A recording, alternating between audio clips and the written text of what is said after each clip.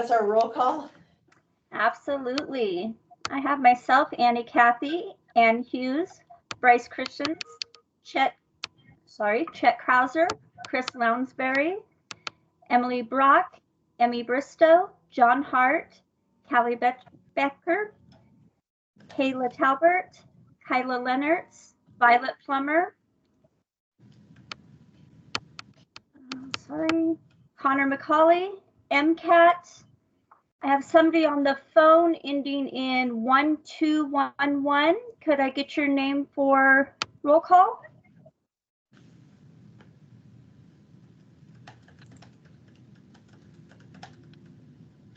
The phone line ending in 1211. Can I get your name?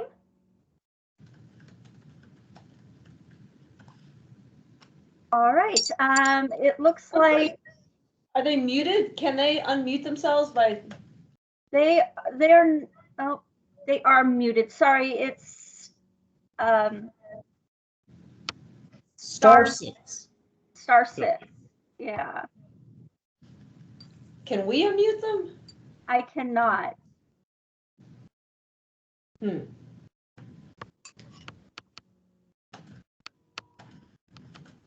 Okay, mystery person. Yeah. 317-1211. Okay, well, thanks. Is there any public comment on items not on the agenda? See our fat action list. We do have a fat action list, so we have no consent agenda. Action items. So it looks like Kayla Talbert, Well, I'm not right? seeing Am I looking at the I'm not right? seeing any action items. Am I looking at the correct admin meeting? Thursday, January 20th. Yeah. Yep, commissioners, Yeah. you should have 5 items with one of them, or 5 items. One of them has been postponed. So we have 5. Do you have the right one? Yes.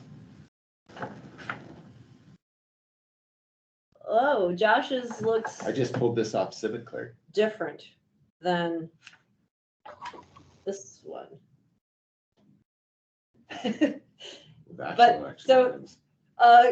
Okay. Annie, so I have Kayla Talbert for item number 1. Is that correct? That is correct. Yes.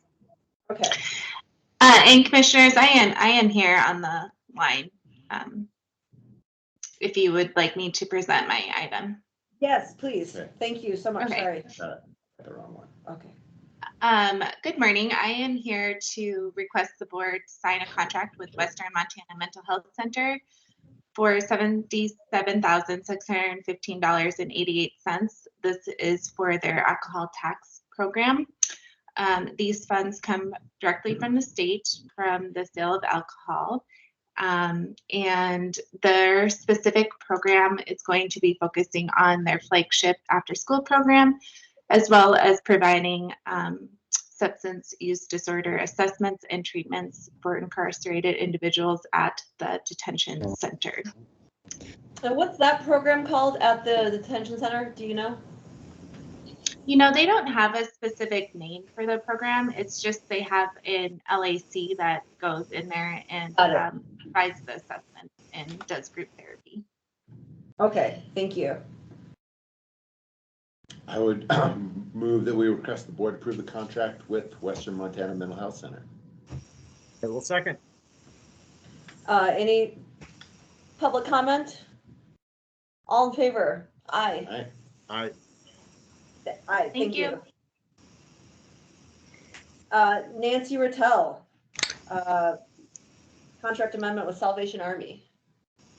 All right. Good morning, commissioners. Yes, so Nancy Rattel, Grants Administrator. So this is I'm requesting the board approve the chair to sign a contract amendment with Salvation Army to increase their contract for FY22 in the amount of $9,000 to assist with, to provide additional rental assistance opportunities. This is the $9,000 is okay, kind of little history lesson is last year there was the COVID relief money, and 10,000 was awarded to Homeward for the risk mitigation fund for landlords.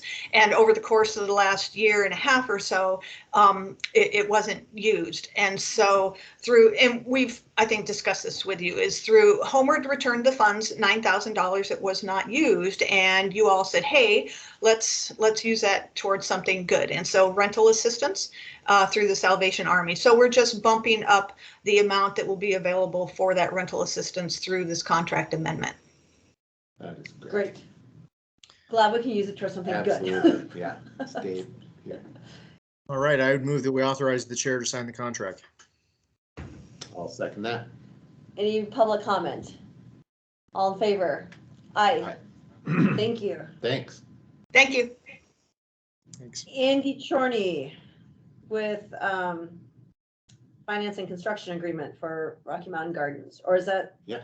Is it? No, that's me. Okay. Forgive me, I'm having some issues with my Wi-Fi this morning, so I'm not going to turn on my my picture. But this No is worries. this is the agreement we've been working on with the Butterfly House and all the parties concerned out at the fairgrounds for the insectarium. We finally got this put together, and it defines the amounts that the Butterfly House will put into this project, which is just $3.2 million at the signing of the project, and they do have that in combination of cash and letters of credit. It determines the term of the project, which is 10-year initial term with subsequent terms, subject to both parties being in agreement. It talks about the obligations of each of the parties, the financing process. It's very detailed. Brian West has reviewed it. I believe it's good working order. Bond counsel's taken a look at it.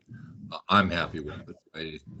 I'd be happy to answer any questions. I think you should go ahead and approve the document as presented.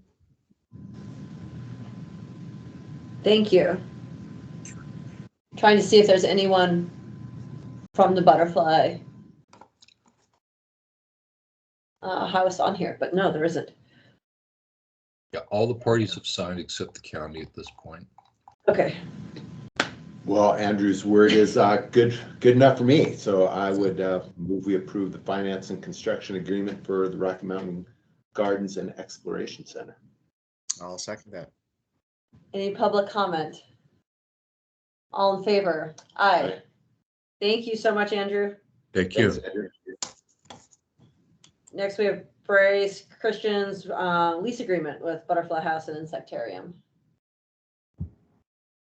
So this item is actually going to be moved till next Thursday's admin meeting, but I just wanted to be on here in case you asked for it, and I could tell you that. Okay. Bryce, while you're here, could I ask you a lease agreement question? Sure. So will we end up with a similar agreement for the conservation district, or is it different? It will be essentially the same. There are some other complicating or more complicated components just with our nature of the arrangement with the Butterfly House and the complexity of their systems. But generally, the lease agreement for, how we pay utilities, how they interact in the building and operate and use shared space will be the same. And when will that come before us, do you expect? So that is on my to-do list right after this lease agreement gets completed. All right, thank you. Yep.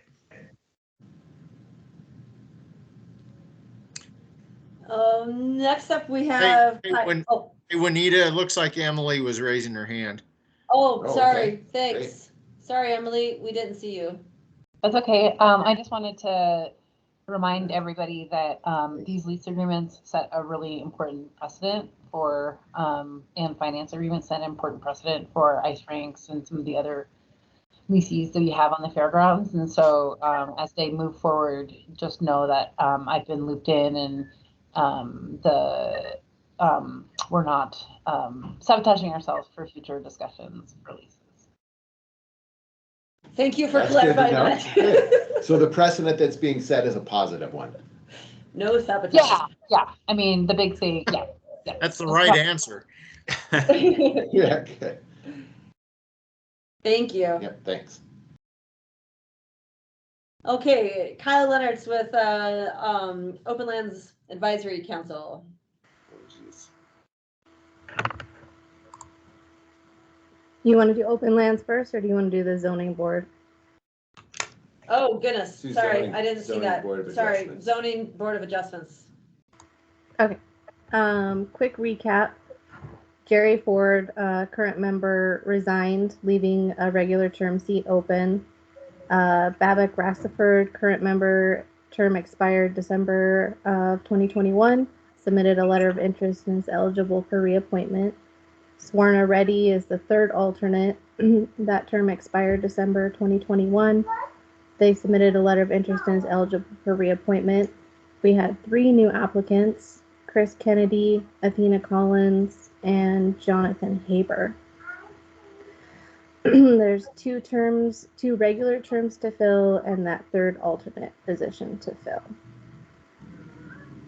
So we could move up the 2 people, Brooke, Babak and Swarmy, Thank you. move them Thank you. to, to Seats. fill the appointments, right? yep, Fill the open spots. And then we just have to do the alternate. correct. Is that right? That would work, yes. Okay. So one thought here, and it's because we have an applicant that overlaps with OLC, so we may need to have a little bit of discussion about the OLC appointment also, because Jonathan Haber applied for both.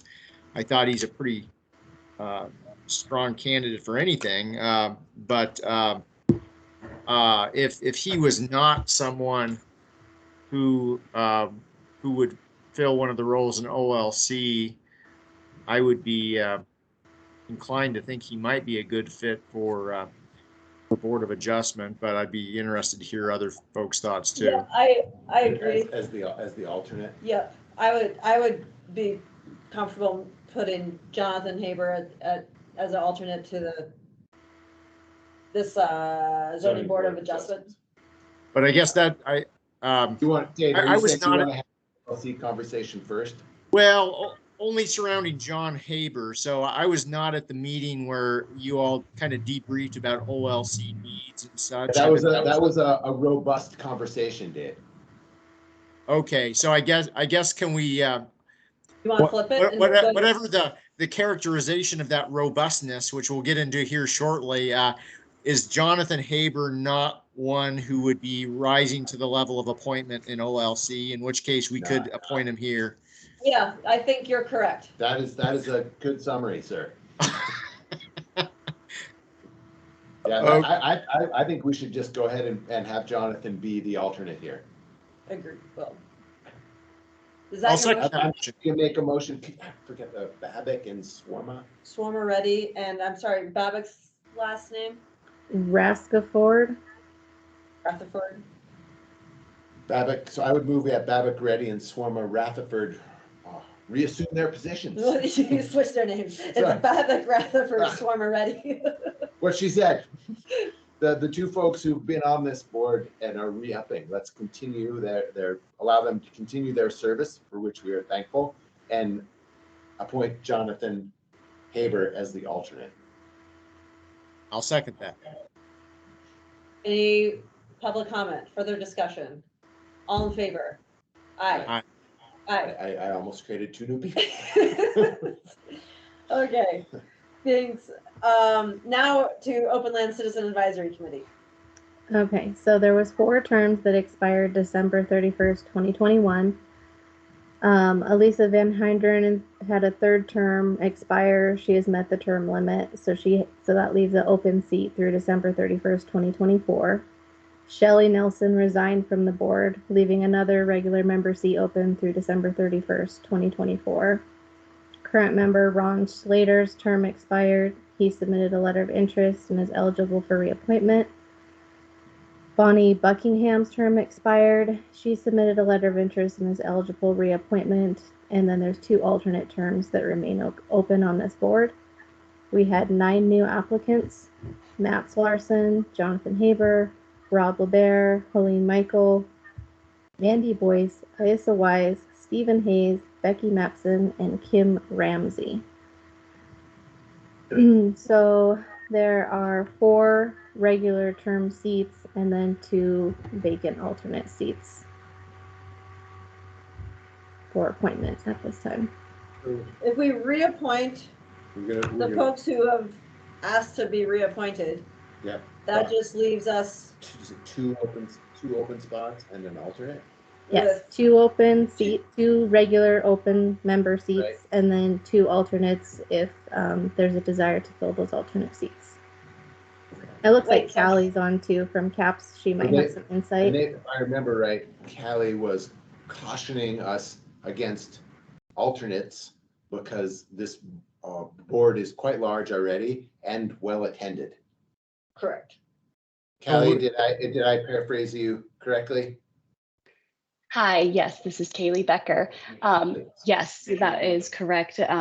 Simply making it clear that, yeah, we do have a good participation. We often, we meet quorum, and so alternates can be appointed just as you see fit, but it's not really super necessary if, you know, we want to leave those open. So essentially, we're looking for 2 seats on the committee and 1 alternate. So we got 3 people, 3 positions that we're talking about, correct? Yeah. Yep. Or was it 4? If we want to do an alternate, then it makes 3. There's 2 open ones right now that we have to fill. And as Kaylee was pointing out, we don't have to do any alternates, but we could do 1. And Is it 1 or up to 2? Up to 2, Up to but 2 Charlie alternates. 13 Okay. on this board. Got it. So if I was looking at the chart that CAPS put together, which by the way is super helpful. How did the geographic distribution come into the discussion when you all met? Because I see that we did have an applicant from both Sealy and Clinton area, and those seem like areas that may be underrepresented right now. correct. And so there, staff recommendation, did you want to just jump to that? Represents the geographical distribution. Yeah, Or takes that Kaylee, do you into want to consideration. reiterate that staff recommendation? Yes, I'd be happy to. Thank you.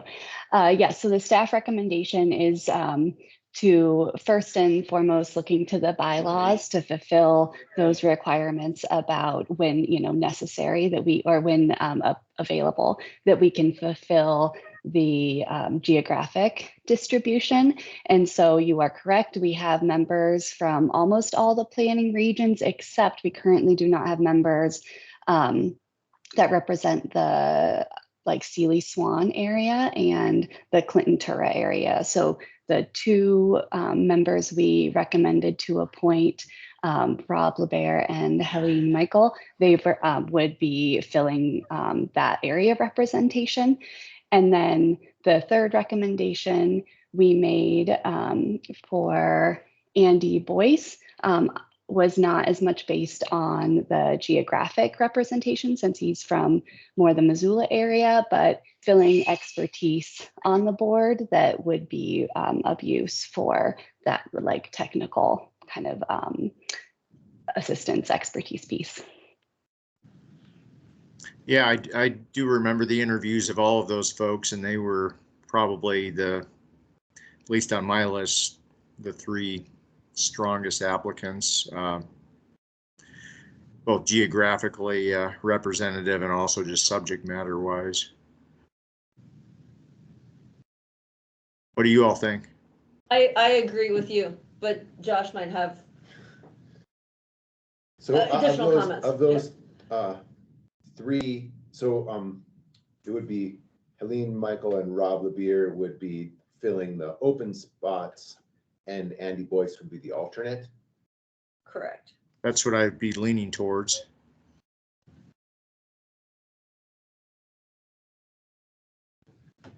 You have a different thought, Josh? I wanted to see if we could get Mats Larson in there as an alternate, but guess it's not happening.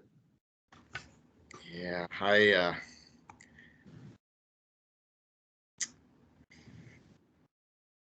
I guess one thing I'm looking for is genuine evidence of collaboration, and with all due respects to Matt's, that's a worry for me. Yeah, and I guess what's important to me is thinking about this committee as community builders and that two-way communication within the community, that the planning region that they're representing, to have, yeah, to represent their planning area and then communicate to OLC, which then communicates to us. It goes both ways. And so I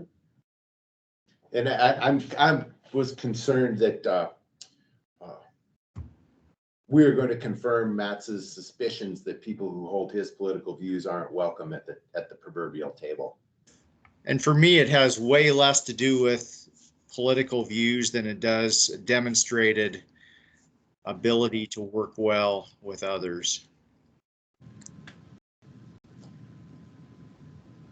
Well, there we go. Do you want to make a motion, Dave? Yeah, I'll go ahead and make a motion that we appoint Helene Michael and Rob LeBaire to the full committee member positions, and Andy Boyce as the alternate. I'll second that. Any further public comment? Discussion? Did you make a full motion to reappoint the current members? Oh, yes. Yeah, I said that in a whisper tone. Yes, and to reappoint the members who've requested to be re-upped. You second that? I'll second that. No, they can't have this. Oh yeah. Any further discussion? Public comment? All in favor? Aye. Thanks, Kaylee. Thanks, Kyla. Thank you. Thank you.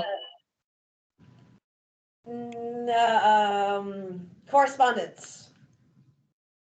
We have a letter congratulating the new CSKT Tribal Council Chair, and a letter about the dump station. Correct. Who would be presenting these or wanting to talk about them? I think Chet's on the second one.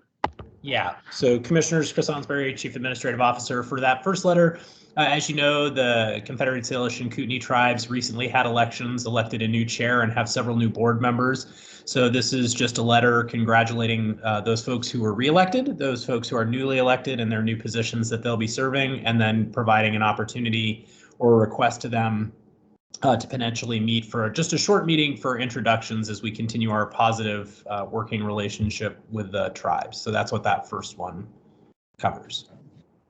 Thank you. Yeah, and thanks to Allison and her staff for getting that ready for us, and Chet's input on that as well. And then I think Chet is on for the second one. So when will that letter number one go out? That will go out later today. Fantastic. Great. Thanks. Chet, are you on? Yep. Can you see me and hear me okay? Oh, now, yep. Okay. Yeah, so I've got the second one, and I think we do have Tom Browder from Sealy, and it looks like maybe Andy Bourne's on as well. This was a conversation and a letter that was brought forward by the Sealy Lake Community Council initially, and this I know has been something the commissioners have been aware of even prior to that, but the Clearwater Junction RV dump station has been inoperational for at least 2 to 3 years now. It's really at a state of disrepair, and it's really turned in relation to both just the normal increase in demand for recreation as well as the changes we saw with COVID. It's really become a problem in terms of having the proper facilities with the number of campgrounds and use of public lands in the Sealy and Swan and Blackfoot, that whole corridor. We really need to have a better opportunity for folks to dump. This letter is going to move forward the letter that the Community Council had initially presented to the commission, but also add a voice from the commission directly to the Director of Fish, Wildlife and Parks, asking them to work with the community, work with the commission and the county on trying to find a solution to get that reopened. Great, thanks. Tom, did you want to add anything? I would just say the council and the community in general really appreciates the speed that the commission has handled this, and certainly Chet for being our point person, because again, we got a lot of snowmobile traffic now when we see some of the unfortunate results from dumping out in the woods, and we just think by getting on this beginning of the year, there's a good chance maybe some construction can start before this summer tourist season. So appreciation from the community for all you're doing. Thanks. Hope it works. Thanks, Tom.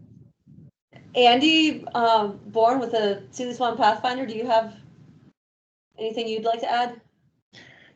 Yeah, this is Nathan Bourne. Oh, hey, Nathan, sorry about that. Using my wife's alias.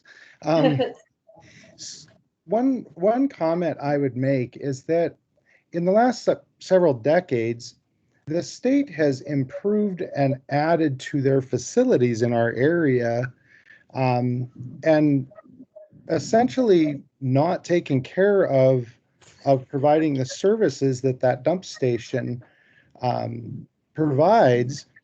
And no private person could ever add an RV park in our area without providing that service.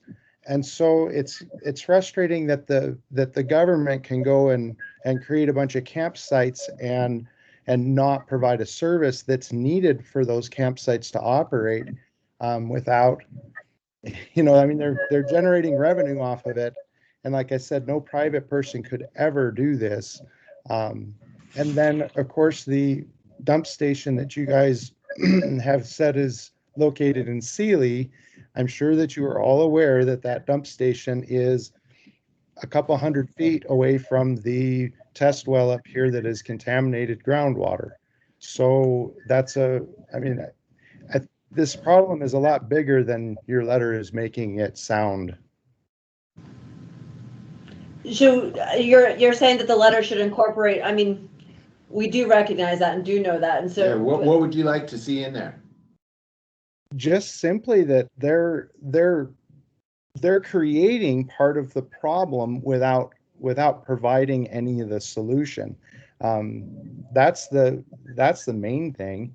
Right, by creating more campsites but not having any place to do RV dumping, they're exacerbating the problem. Exactly.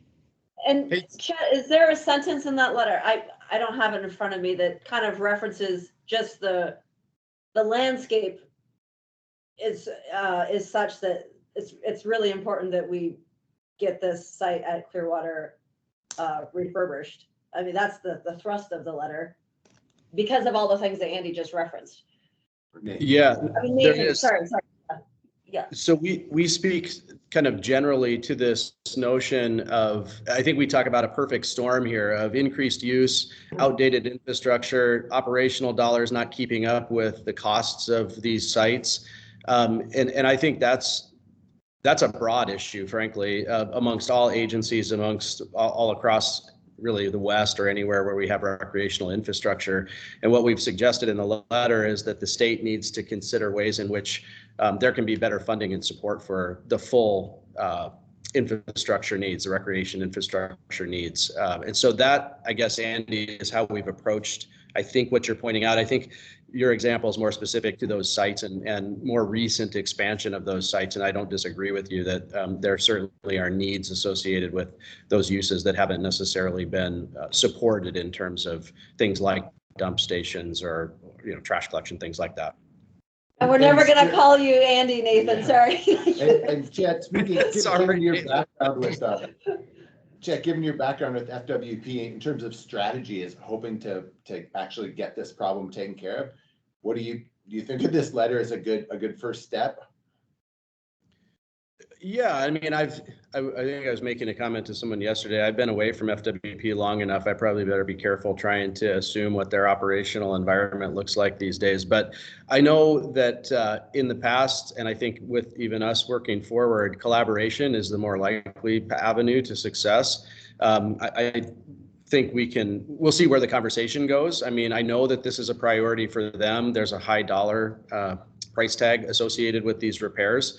But there's also a lot of funding out there, and I think we've got an opportunity to turn over some stones in terms of collaboration. We could reach out to the Forest Service and other folks in the area who provide recreational opportunities and might also benefit from this facility. So this, to me, is just an opening of the conversation, and I hope we'll see some success. Frankly, the energy behind this from the community of Seeley Lake is a huge asset to us in that conversation. So I don't know, I start from that place, Josh, and then, if we need to have more detailed conversations, certainly we could do that. Hey, Chat. So since I highly suspect that Nathan will be writing a story on this, if there was a message that we wanted to deliver to the readers of the Pathfinder in terms of ways in which just a citizen can make a difference. Clearly, we're responding to and trying to be proactive related to the request coming out of the community council. But are there other things that folks can do out there, like write their own letter, for instance, to Fish, Wildlife, and Parks? Thoughts? Yeah, I mean, certainly engaging on these issues is a way to help keep them on the forefront of priorities. We have had a number of conversations with staff, and I know that this is on their list in terms of potential upcoming budget requests. So it's on their radar. I think adding oomph to the discussion about these types of priorities is always helpful. I would just also add, though, not unlike we've said in our letter, that this is one example, frankly, of many scenarios out there, not just in the Seeley community, but all across Missoula County and Western Montana, where we're going to struggle with this. We're seeing increased demands, and we don't have infrastructure that's going to be able to keep up with that without some real engagement. And again, that's why I appreciate the energy and interest in the Seeley community. And I think, getting those voices together, trying to come at it from a solutions-oriented approach is super helpful. So recognize the issue, but then also, I think, encourage solutions and bring those to the table. I think that combination is always helpful in terms of the public engaging. Thanks. Yeah, thank you. Yeah, thanks for your work on this, Chad. Yeah, thanks. You bet. Well, are we okay with this one? Yeah. And then yeah, you bet. Discussion items, upcoming events, invitations. So commissioners, just one quick discussion item, and Kyla will help me out with this a little bit.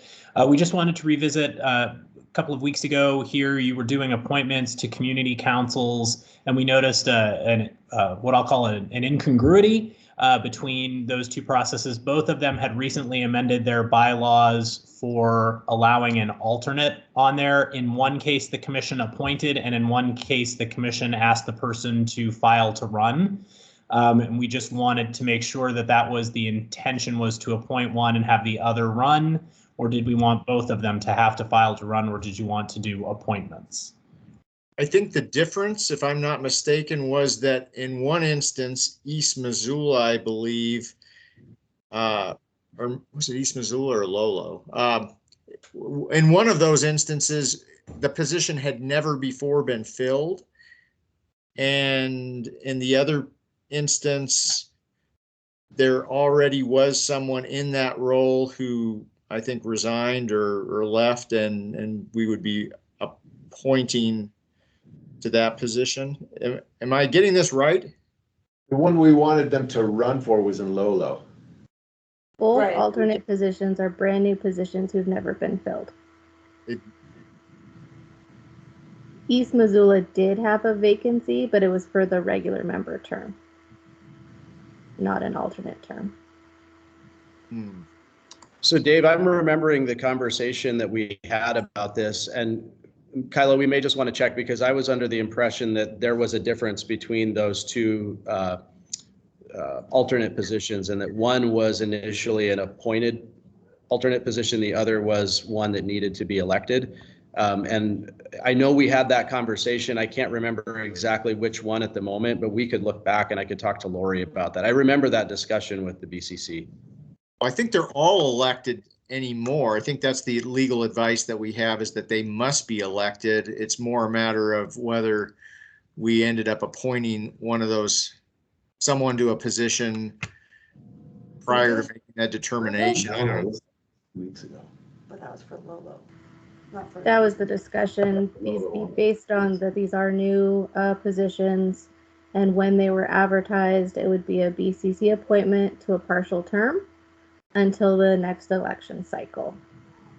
And was the Lolo one a matter of schedule, and that the cycle is coming soon, so we might as well have them run? They were both advertised through a partial term of May 31st, 2023. Oh, they're both the same. So Correct. They were advertised on the same media release for both alternate. Should we regroup here and make sure they're both done the same way? I think it would be good potentially to revisit that in an admin next week, but we just wanted to put this on your radar to see if that's what you wanted to do, or if you were okay with kind of, like I said, it just ended up doing two different things for what seemed to be. Let's revisit it next week. I think that's a good idea. And then, no, that's okay. And then Chet, maybe if you could just touch base with your staff too before, and if need be, maybe talk about it at CAPS if necessary, and otherwise we'll add it to an admin for next week.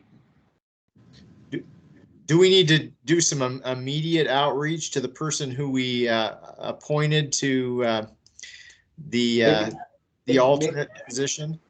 I have not sent out the letters for those council positions. Okay. Oh, good. Yeah, I was stupid. So we'll add that for next week then.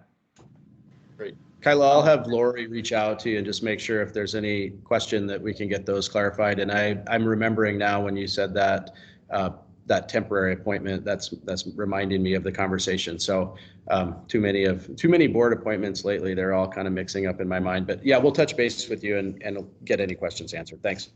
Sounds good. I've been in touch with Lori as well. Well done, Kyla. Thank you. Yeah. Thank you, guys. Okay. That was it, commissioners. Thank you. Fantastic. Thank you, everyone. Have a great day. Thank you. Bye. Bye.